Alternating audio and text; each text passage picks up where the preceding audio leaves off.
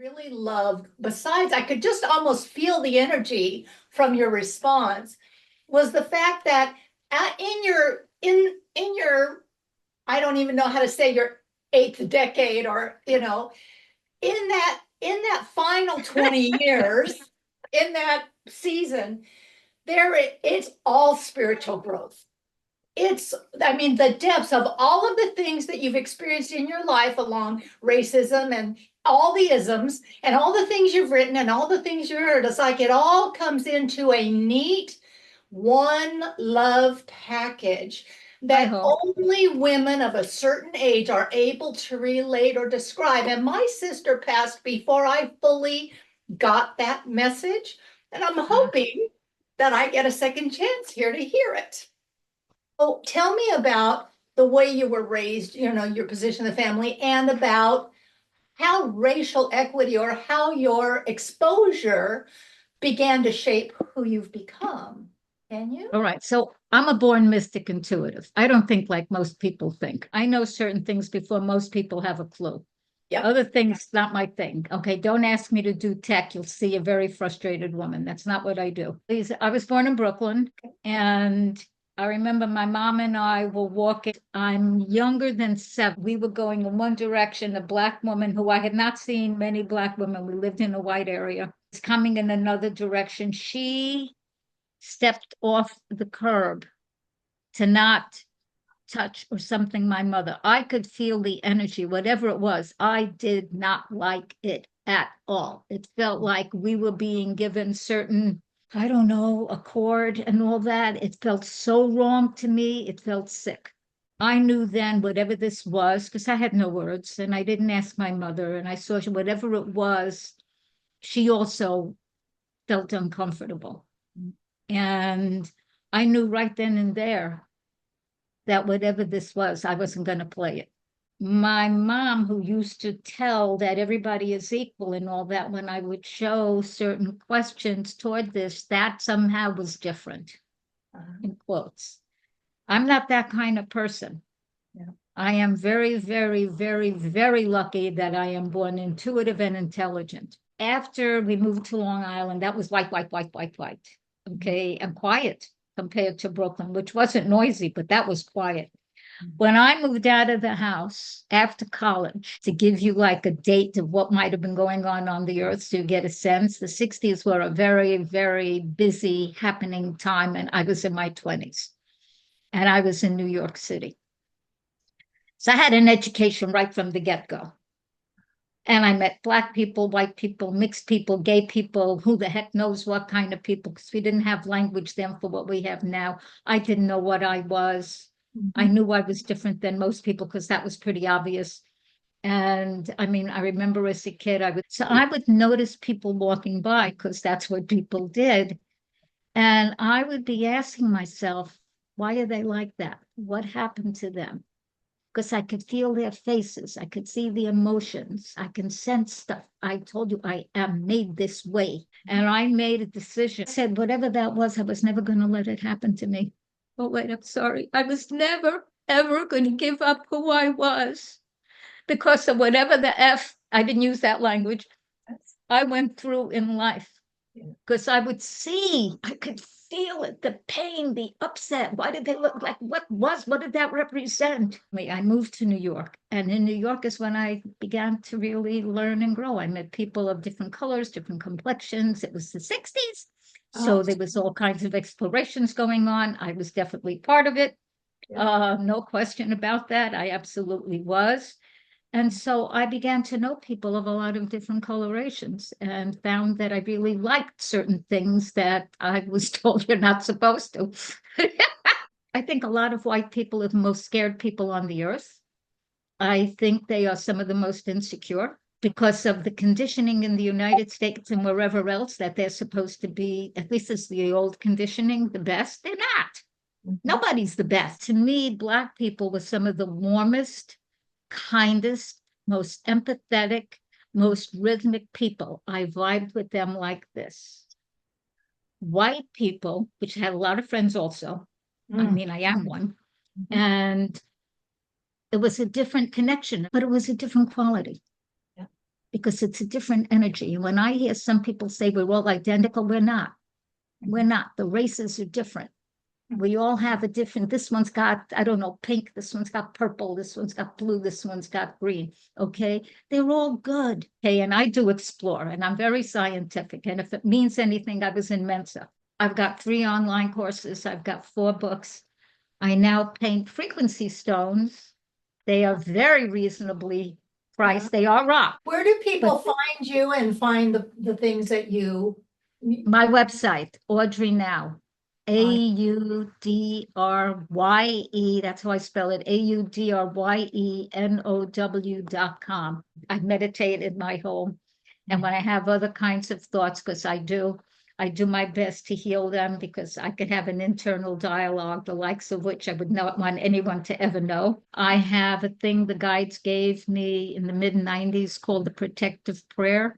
But some of my clients had asked me, what do I do when I have anger inside me or I'm upset? And I don't want to put that in the world, but I'm like, and I know what that's like.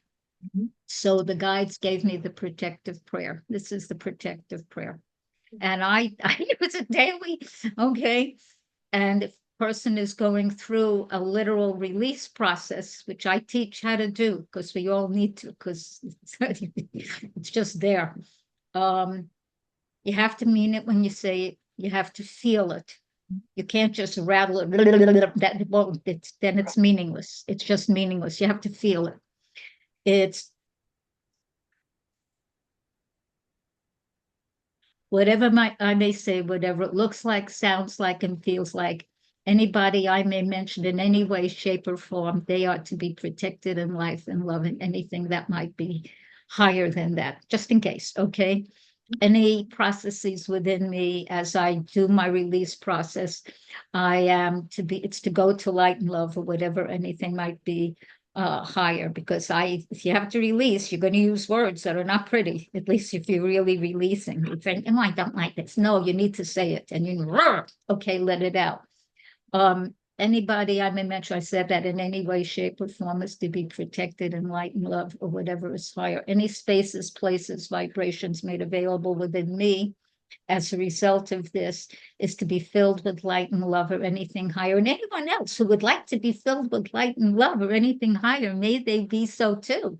I do this for my highest good, the highest good of all concerned, the highest good of the multiverse. And then thank you, thank you, thank you, thank you. And I complete with amen, aho, and ashe, because those words have meaning for me. Aho is First Peoples. That's what my friends like being called, Native Americans. They're First Peoples. Is a spiritual word. Ashe is from the Yoruba of Nigeria, where I have been. And I named my nonprofit Ashe, and it's the same thing, the gifts and blessings of the Creator, as I understand it. So I do that a lot, because I'm still clearing out whatever I need to. Some of the families, not everybody wants to grow. Yes. And everybody grows and evolves at their own pace. Can't force anyone, because then it becomes not growing. Then it becomes a push, control, manipulation. That just doesn't work. What is the first thing a person has to know or do once they're on the path to transformation? I said, oh, they have to love themselves. That is number one. If a person doesn't love themselves, they're going to hit against it right away. And it had been a major journey for me to get to love myself, and it's continuing, doesn't stop. But I can clearly say I love myself. Yeah. And when I used to do seminars that were in person, I just have them here in Costa Rica. I'd say, who loves himself? And all the hands would go up. Who loves their body? Let's get real. Would I like my body different? I'm 82. I'd love it to look I would look when I was 18. I'm still nice, but it's 82 nice. At 18, that's different. The first seminar was more into the magic of self-love. And I spell it capital S, little s, ELF, soul, essence, self, and ego personality self. I guarantee that if you do the seminar as it's designed to be done, listening, you get a half-hour recording with each day. And you do some of the exercises I give. Can't do all, because I'm one of these extremely content-rich people. I will fit everything I can put in. I know some say, well, what if you want to go back and save some? No, I'm hitting everything I've got here. If there's going to be a later, I'll get more information. The second course is called Sexuality, Sensuality, Spirituality, Stupendous Sex, Your Intimacy, Healing, Exuberance course. The reason the name is so long, I could not decide what to call it. So I thought, fine, I called it all of it. And so that's the sex course. And then I did it live again for a while. And some people have been through such horrific stuff that I will not even mention here. Okay. So I did what I could and the people to facilitate that. The fourth book I've written is called Raising Race Consciousness, Healing Racism, Sexism, and Other Isms. And I did a ton of research for that.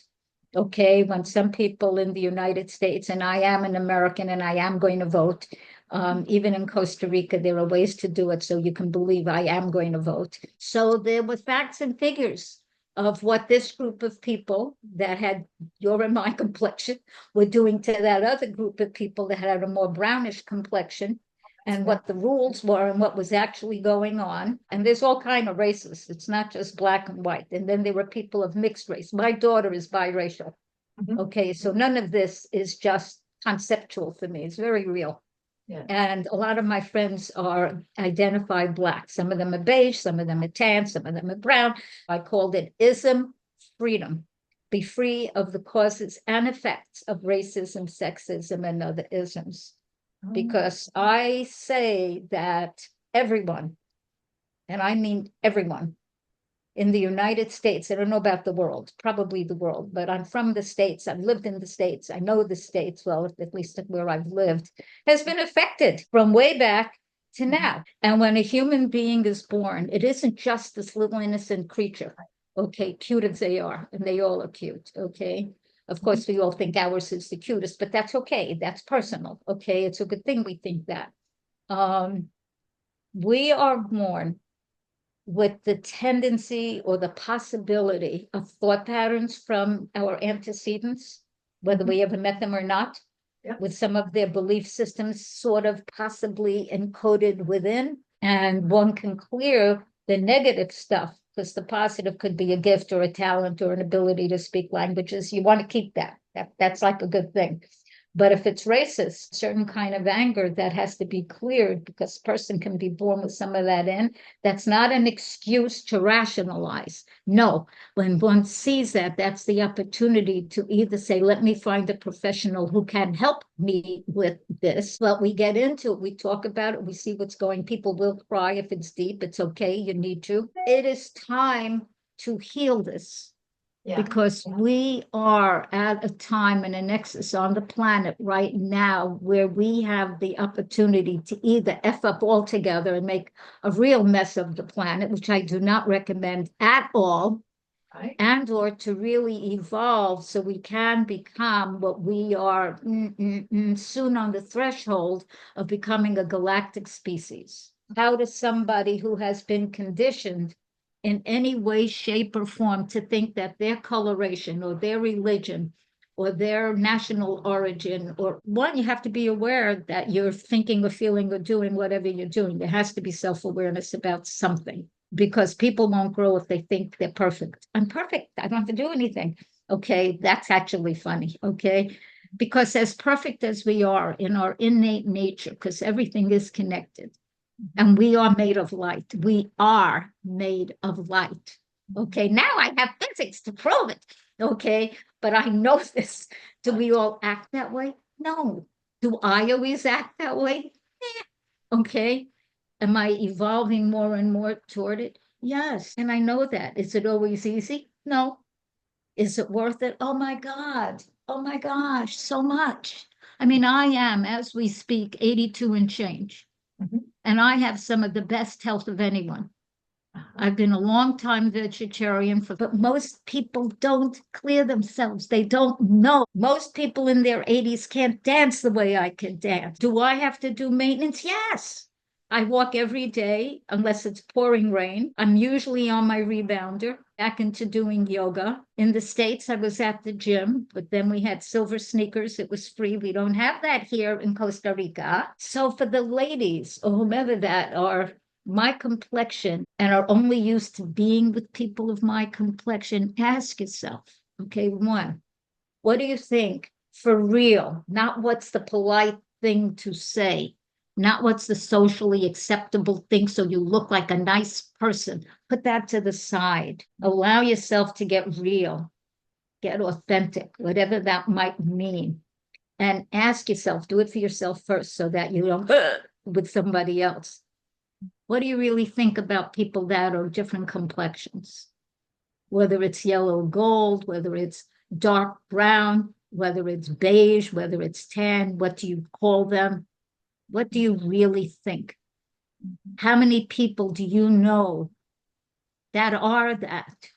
Are you friends with, or are they someone at the other end of the subway or something? I mean, I'm family, but I am more comfortable, me personally, in a mixed environment than an all white. I am not comfortable in an all white environment.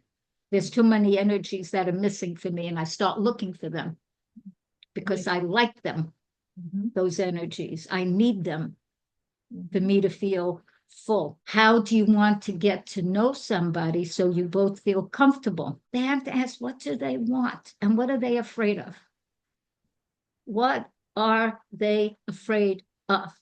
Is somebody afraid that somebody of a different complexion or color or this or that or the other is better than them in some kind of way? What might that way be? What can you share? What are your gifts and talents?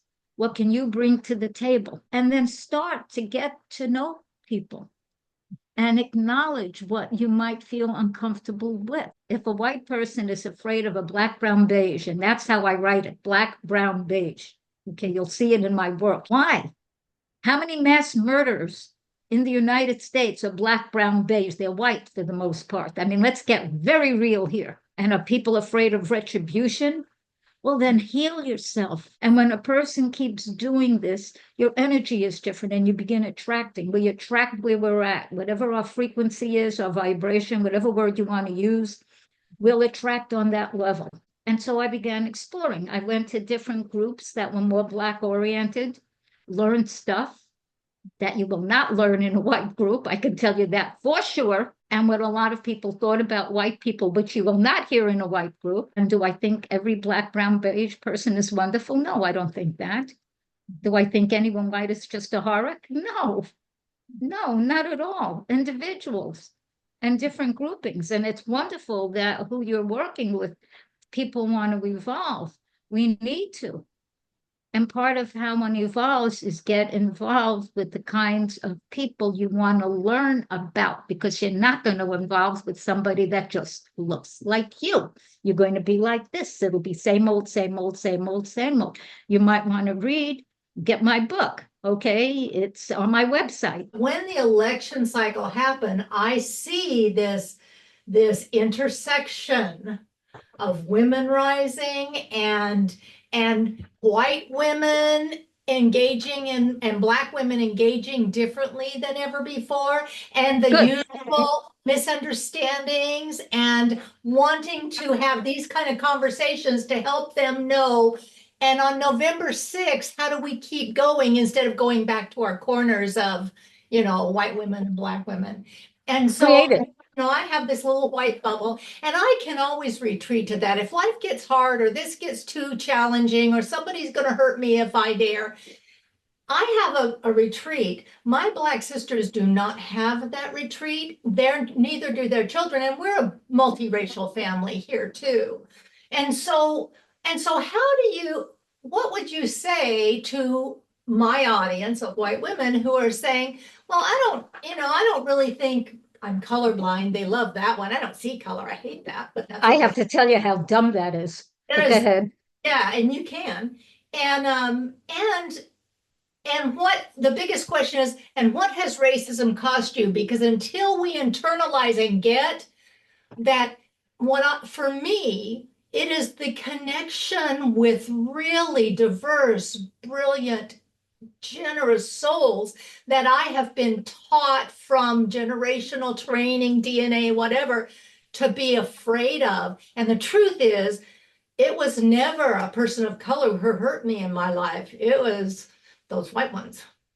Always. That's what That's what people have to start to look at. Yeah. When they start to look at that, so how do we keep going? Create something, either create some kind of monthly, I don't know, potluck, some kind of meeting or a weekly, something that people will actually attend. That could be fun.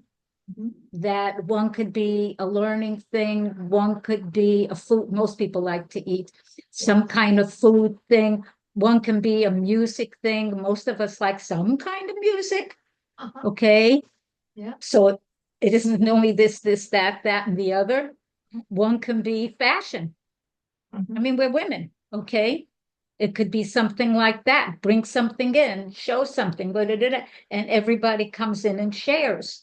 It doesn't all have to be like a history lesson. For that, get my book. Get Yeah. Raising Race Consciousness. And I mean that for real. Get the, I forgot what I'm charging. I have no idea. Just get it, okay? And on Audrey Now, AudryeNow.com. When people are new at it, you acknowledge, I am new at this. What are your thoughts on reparations?